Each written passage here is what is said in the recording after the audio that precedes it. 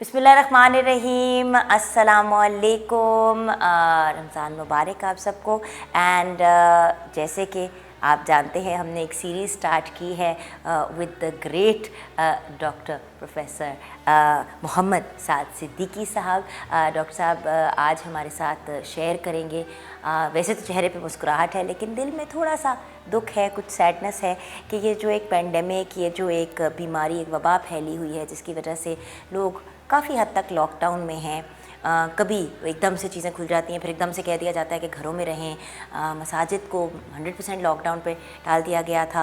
ये ऐसी चीज़ें हैं जो कम से कम माह रमज़ान में तो बहुत डिफ़िकल्ट होती हैं डाइजेस्ट करने को, और दिल पे पत्थर रख के इन चीज़ों को फॉलो करना पड़ता है। तो आइए डॉक्टर साहब से गाइडेंस लेते हैं कि ऐसे वक्त पे पॉजिटिव कैसे रहें और फिर भी इस माह मुबारक को अच्छे positive with a smile on your face कैसे हम इंजॉय करें। अस्सलाम वालेकुम डॉक्टर। वालेकुम अस्सलाम व रहमतुल्लाह। डॉक्टर साहब लास्ट वीडियो में आपने टच किया था इस बात को, तो मैं चाहती थी कि इसको एज एन इंडिविजुअल टॉपिक हम लेके चलें, क्योंकि हम बहुत से लोग ये लिख रहे हैं और कह रहे हैं कि भाई रमज़ान मुबारक को हम एंजॉय करते हैं, पूरा साल इंतज़ार करते हैं कि ये बाबरकत महीना आएगा, फैमिली के साथ टाइम गुजारेंगे, इफ्तारियाँ, सहरियाँ, लोगों का के लिए चीज़ें करेंगे। अब तो लिटरली जो लोग अपने घरों के बाहर दस्तरखान भी लगाते हाँ,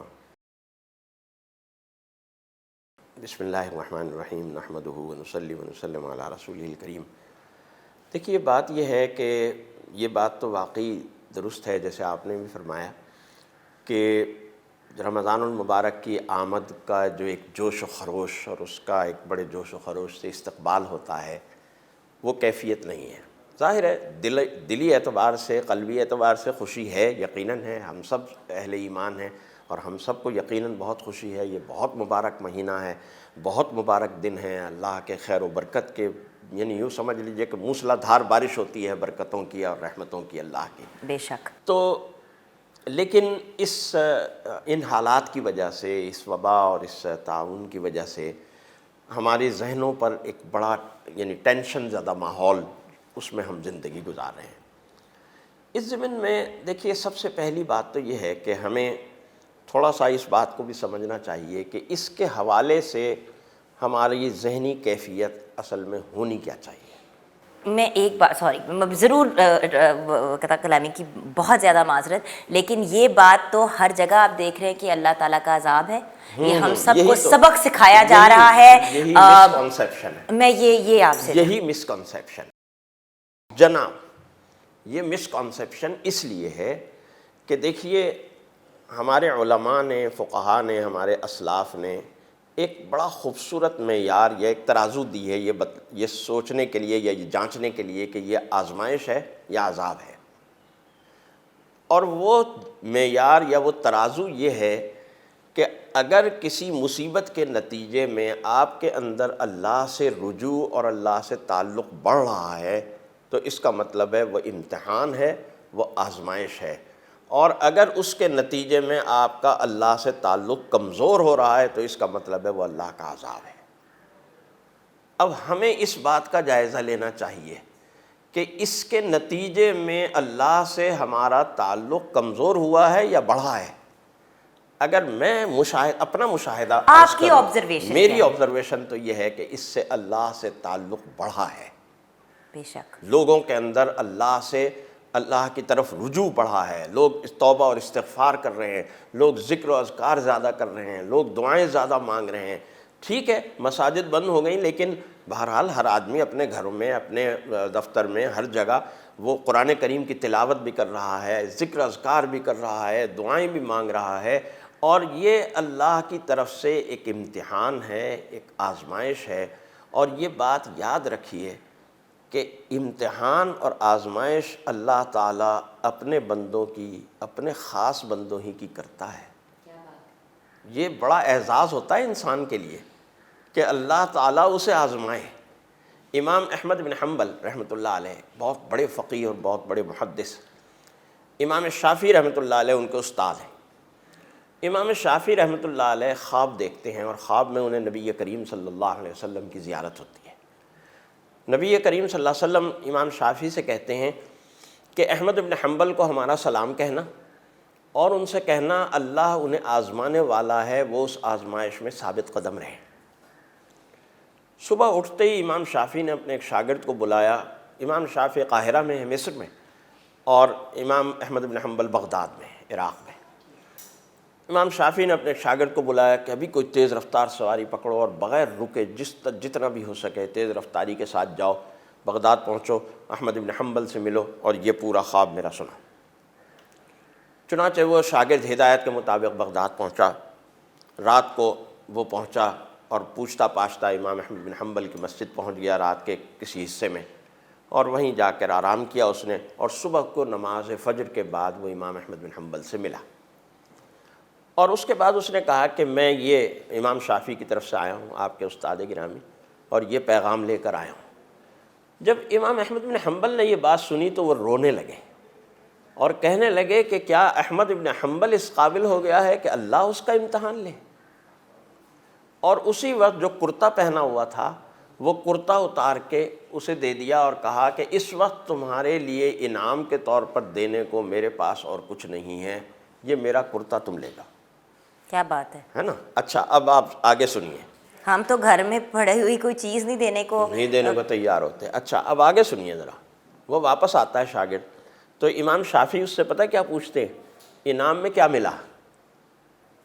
یہ نہیں پوچھتے کہ کچھ انعام دیا یا نہیں دیا، انعام میں کیا ملا تمہیں؟ تو اس نے شاگرد نے عرض کیا کہ شیخ وہ جو کرتا انہوں نے اس وقت پہنا ہوا تھا وہ کہنے لگے اور میرے پاس کچھ دینے کی گنجائش نہیں ہے، یہ کرتا میرا لے جاؤ۔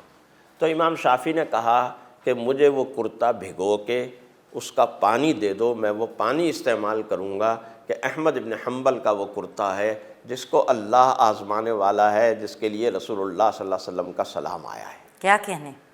اور احمد بن حنبل شاگرد ہیں امام شافعی کے۔ تو اللہ کی طرف سے جو امتحان ہوتا ہے، عربی میں ایک محاورہ بولا جاتا ہے، عند الامتحان یکرم الرجل او یہان۔